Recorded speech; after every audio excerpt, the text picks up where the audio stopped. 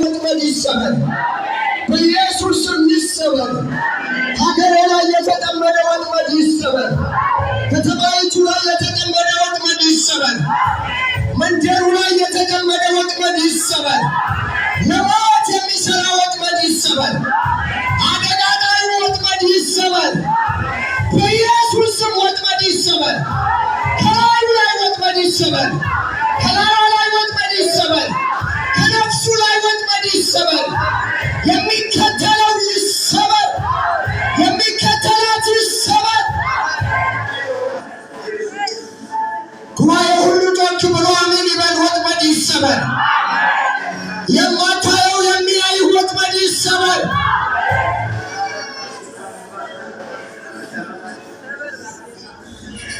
እንደዚህ ይሁን ተብሎ የተጠመደ ወጥመድ ይሰበር። በአጭር ችግር ተብሎ የተጠመደ ወጥመድ ይሰበር። ከዚህ አይነት ተብሎ የተጠመደ ወጥመድ ይሰበር በኢየሱስ ስም ይሰበር። በኢየሱስ ስም ይሰበር። የበሽታ ወጥመድ ይሰበር። እንዴት ነው ትወዱታላችሁ? እንደ የተሰበረ ይሁን። እንደ ጠላው ሰው የተሰበረ ይሁን። እንደማይፈልገው ሰው የተሰበረ ይሁን። ሟርተኞች ያጠመዱት ወደ ራሳቸው ይመለስ። የደጋሚዎች ድግምት ወደ ራሳቸው ይመለስ። የመተተኞች መተት ወደ ራሳቸው ይመለስ። የሟርተኞች ሟርት ወደ ራሳቸው ይመለስ። ጥቂቱ ንግድ ላይ የተማረተ ሟርት ወደ ራሱ ይመለስ።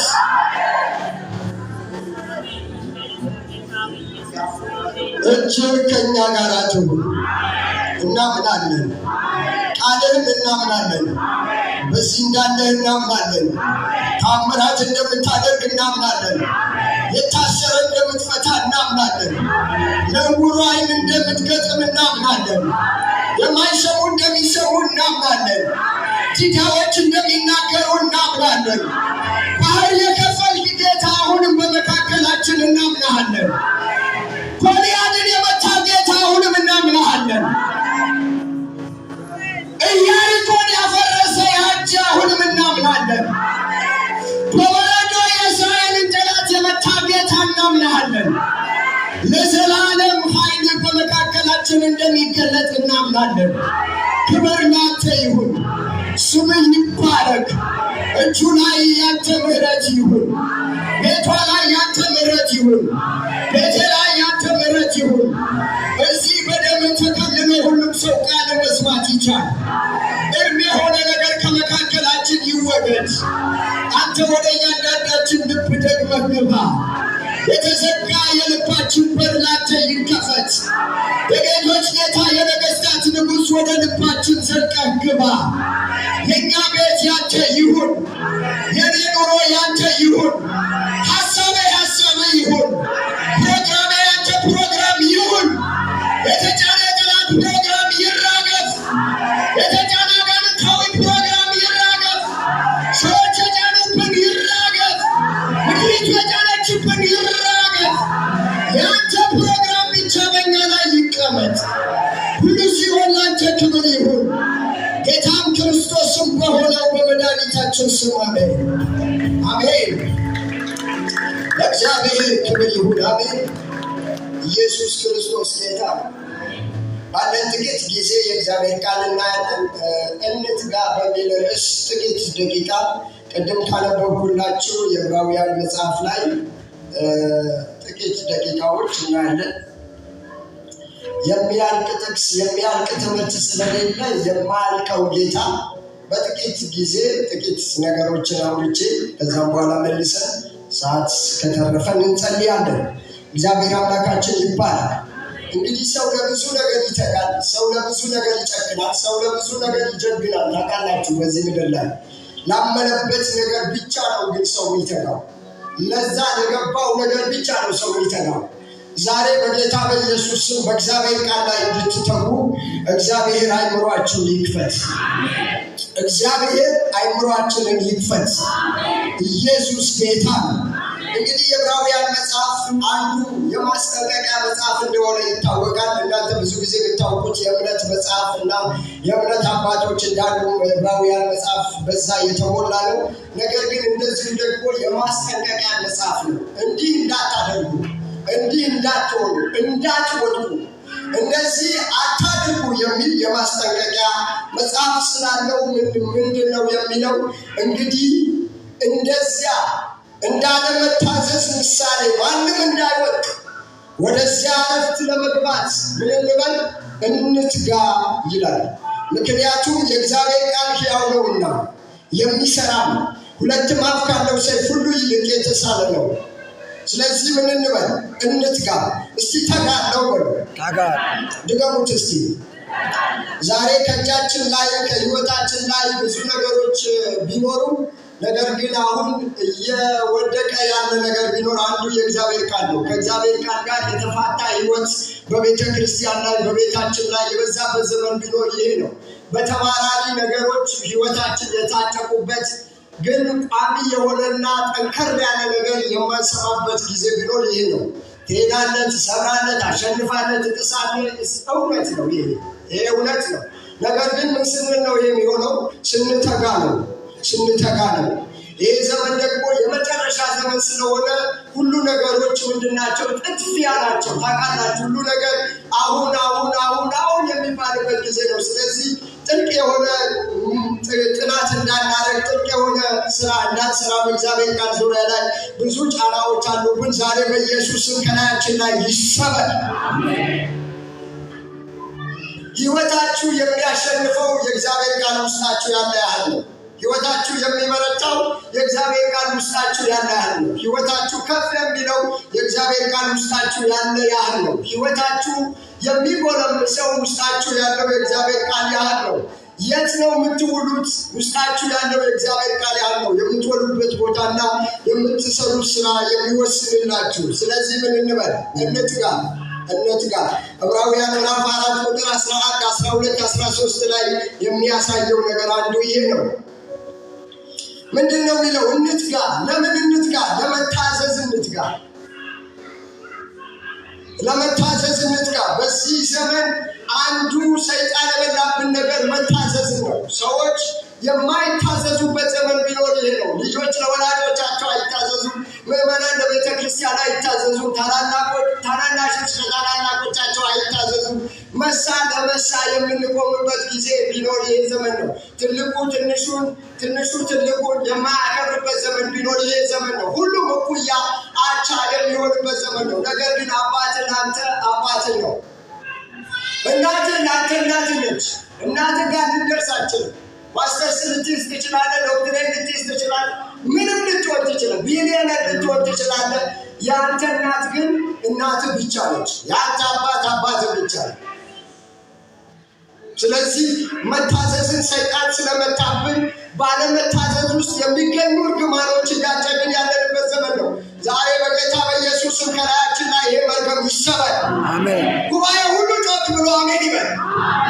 ይሰበር።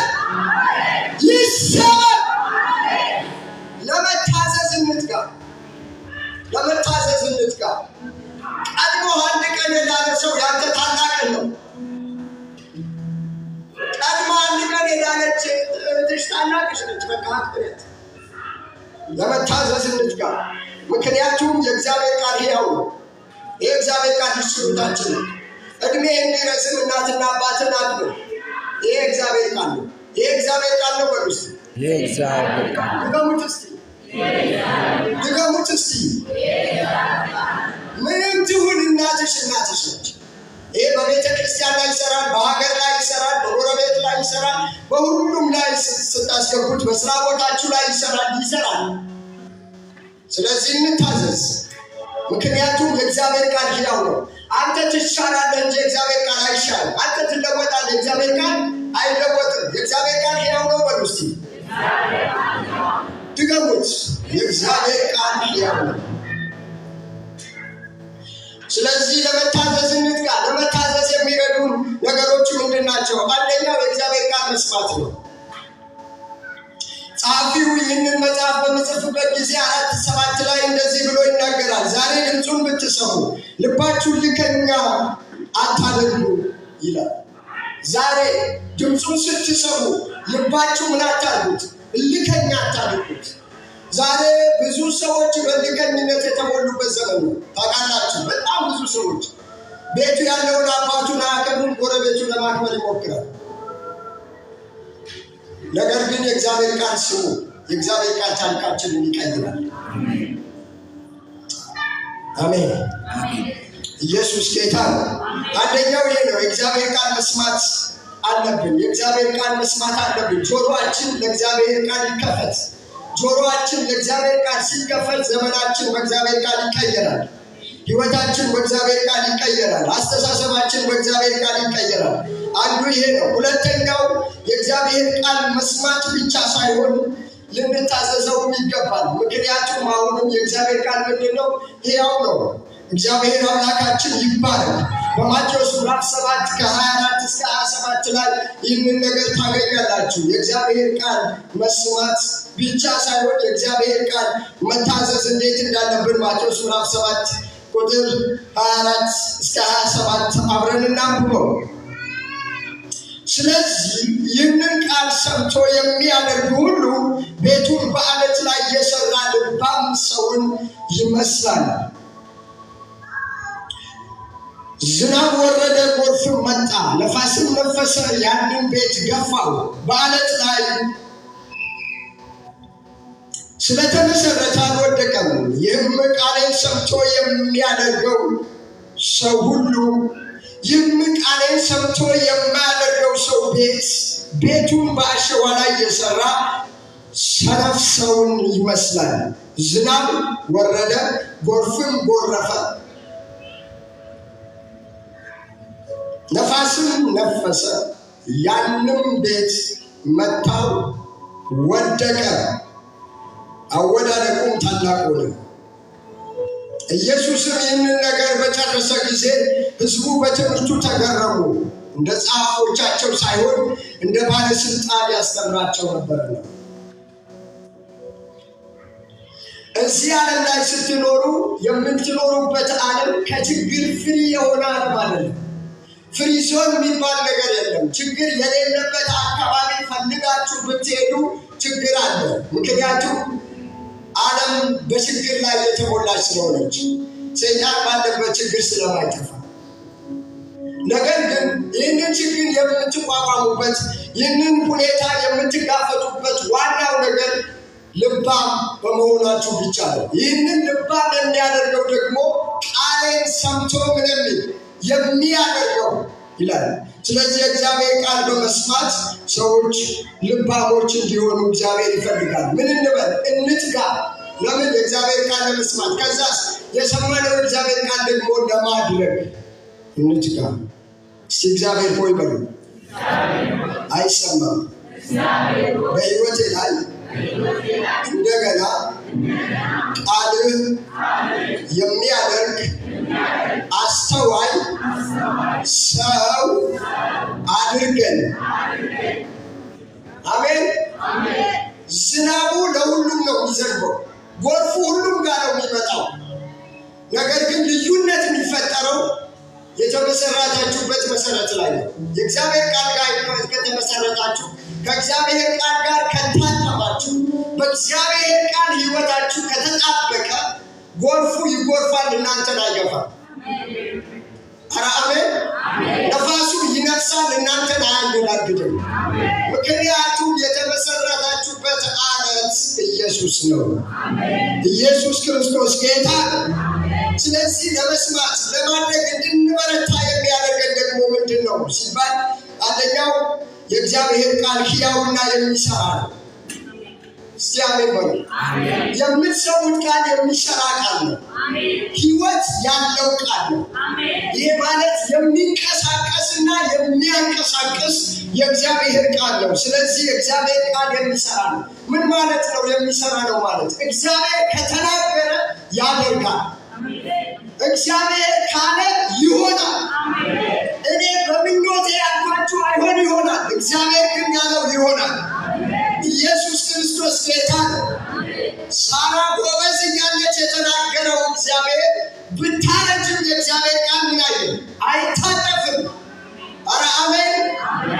እግዚአብሔር የሳራን ወገብ ቀና የሚያደርግ ቃል ወደ ሳራ ሲልክ ሳራ ቀና ብላ መውለድ እንድትችል ማድረግ እንደቻለ የእናንተም ቤት በእግዚአብሔር ቃል ሕያውነት በኢየሱስ ስም ይሞላ።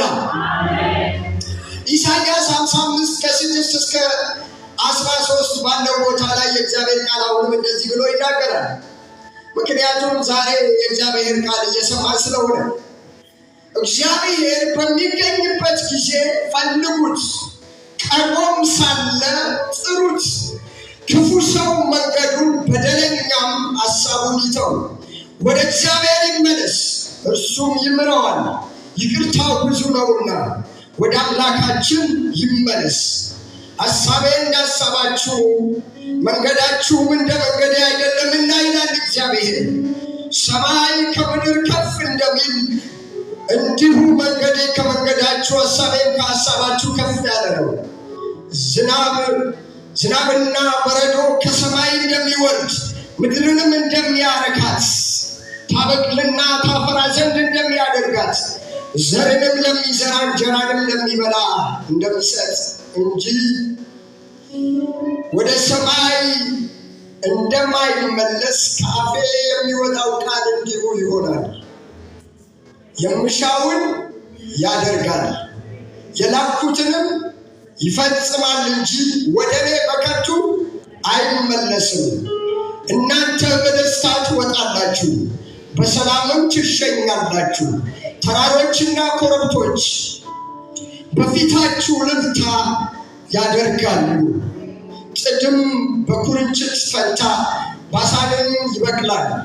ለእግዚአብሔር መታሰቢያና ለዘላለም የማይጠፋ ምልክት ይሆናል። አሜን።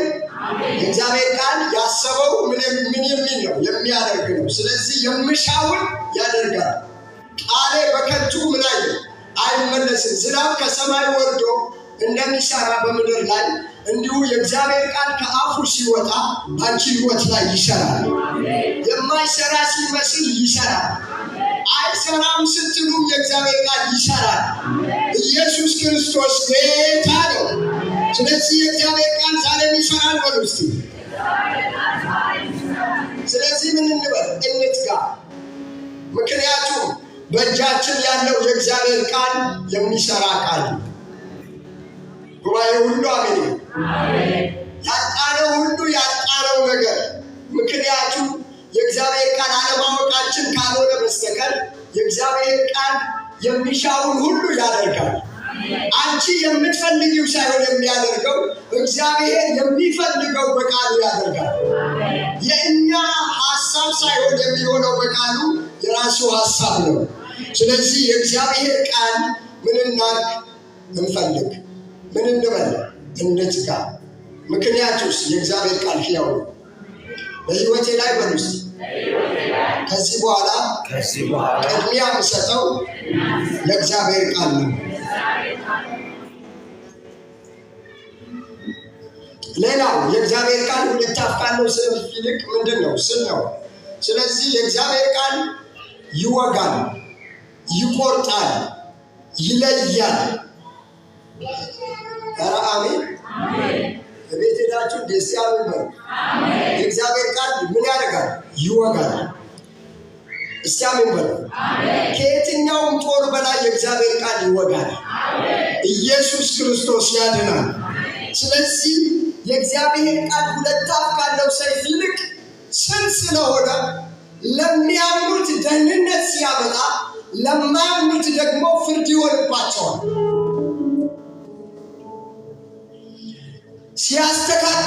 ሲያስተካክልልን ደህንነት ሲሆን፣ ሲያስተካክለን ደግሞ ፍርድ ይሆንብናል።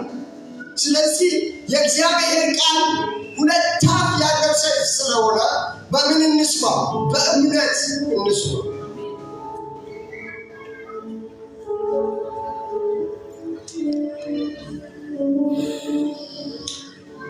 እየጨረስኩ ነው። የእግዚአብሔር ቃል ሕያው ነው። የእግዚአብሔር ቃል ይሰራል። የእግዚአብሔር ቃል ሕይወታችንን፣ ዘመናችንን፣ ሐሳባችንን የሚወስን የመጨረሻ የእግዚአብሔር ቃል ብቻ ነው። ኢየሱስ ጌታ ነው። ያቺ ሰዎች ብዙ ሰዎች ነገርሽን ሊሚት ሊያደርጉት ይሞክሩ ይሆናል፣ ግን አይችሉም። ኧረ አሜን። ድንበርሽ የተወሰነው በእግዚአብሔር ቃል ነው። ድንበር የተወሰነው በእግዚአብሔር ቃል ነው። ስለዚህ የእግዚአብሔር ቃል ሕያው ነው። የእግዚአብሔር ቃል ሕያው ነው። በሉስ ድገሙት። የእግዚአብሔር ቃል ሕያው ነው። ድገሙት። የእግዚአብሔር ቃል ሕያው ነው። ስለዚህ እንደምን እንስማው? እንደሚናገር ተናጋሪ እንስማው። እንደሚያወራ ሰው እንስማው። ኢየሱስ ጌታ ነው። እኔ ፊታችሁ ቆሜ ከማወራው ይልቅ የእግዚአብሔር ቃል ለልብሽ ይናገርሻል። የእግዚአብሔር ቃል ለልብሽ ይናገራል። ስለዚህ ቀርበህ ስማው፣ ይናገራል። ስለዚህ ቀርበሽ ስሚው፣ የእግዚአብሔር ቃል ይናገራል። ኢየሱስ ክርስቶስ ጌታ ነው።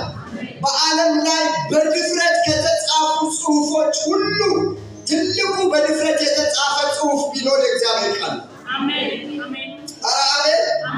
እኔ ሌባ ለማለት ብዙ አመብላችኋለሁ።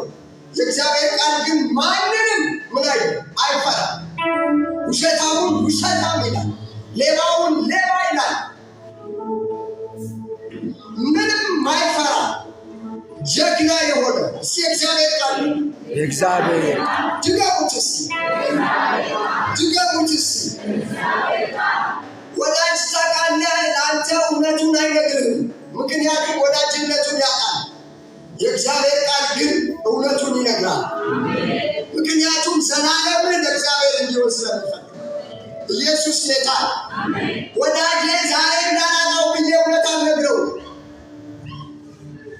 እግዚአብሔር ግን ዘላለም እንዳያጣኝ እውነት እየነገረኝ ያስቀጥሎኛል። ስለዚህ ለአንቺም የሚናገርሽ የእግዚአብሔር ቃል ዛሬም ሕያው ነው። ሁለት አፍ ካለው ሰይፍ ይልቅ የተሳለ ነው። ስለዚህ በእግዚአብሔር ቃል ላይ እንደገፍ፣ እንትጋ። ለምን? ለመታዘዝ። ምኑ? ቃሉ። ምን በማድረግ? በመስማት። ከዛስ? በማድረግ። እንዴትና? የእግዚአብሔር ቃል ሕያው ስለሆነ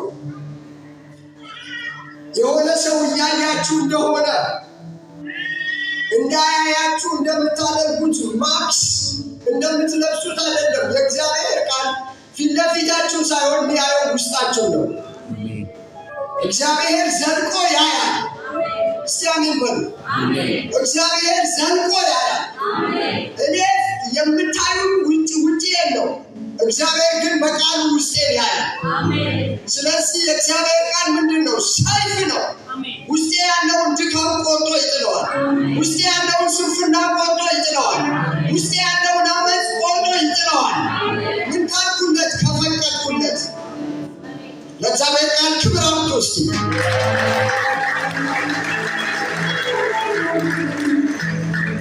ስለዚህ ብዙ ጥቅሶች ስለማያልቁ እዚሁ ላይ የቀረውን እናንተ እየሞላችሁበት ሂዱ። በእግዚአብሔር ቃል ወደ እግዚአብሔር እንመለስ። ለእግዚአብሔር ቃል ትጋታችንን እናሳይ። ክብር እንዲመጣ ከፈለጋችሁ ወደ እግዚአብሔር ቃል ተመለሱ። ቅድስና እንዲመጣ ከፈለጋችሁ ወደ እግዚአብሔር ቃል ተመለሱ። እግዚአብሔር መፍራት እንዲመጣ ከፈለጋችሁ ወደ እግዚአብሔር ቃል ተመለሱ። አሜን። እንጸልይ በእግዚአብሔር ፊት። አይሆንም ያላችሁት የቱ ነው? ወደ እግዚአብሔር ቃል ተመለሱ፣ እግዚአብሔር ያደርገዋል። አይቻልም ያላችሁት የቱ ነው? ወደ እግዚአብሔር ተመለሱ፣ እግዚአብሔር ያደርገዋል። እግዚአብሔር በፈቀዳችሁለት ልክ ስራችሁን ይሰራል። ኢየሱስ ክርስቶስ ለዘላለም ጌታ ነው። አምላካችን እግዚአብሔር የተባረከ ይሁን። ክብር ለእግዚአብሔር ይሁን። አሁን እግሮቻችን ቆመን እንጸልይ። እባካችሁ ምኑ ጋር ነው ያላችሁት? ምኑ ጋር ነው የያዛችሁ ነገር ያለው? እግዚአብሔር ዛሬ በቃሉ ሕያው ነው። ኢየሱስ ክርስቶስ ጌታ ነው።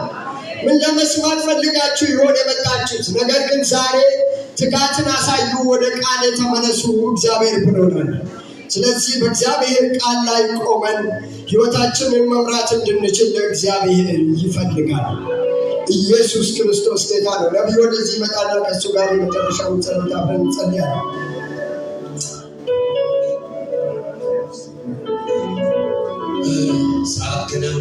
ነው ግን እየወጣችሁ ነው። እግዚአብሔር ጸጋውን ያብዛላችሁ። ለእናንተ ለመጸለይ አገልጋይ ሲቆሙ ስትወጡ በጣም የአገልጋይ ሞራል ነው የሚጎዳ። ስለዚህ ታረጋጉ እስቲ በጌታ ፍቅር ነው ይሄን የሚላችሁ። እጆቻችሁን አንሱና መጋቢውን እግዚአብሔር ይባርክ ይበሉ እስቲ። ጨምራችሁ እግዚአብሔር ይባርክ ይበሉ። የሆኑ ሰዎች ሲወጡ ወጣው መጋቢው ሙታና ጸልይላቸው ሲል ሰሞን ነፍሰ ጡር ነች ወደኋላ ያለው ጽንስ አይንቀሳቀስም ነበር ያለችና ቅድም አዋጅ ይገልበጥ ብለን ስንጸልይ ጽንሱ በኃይል ተንቀሳቀሰ።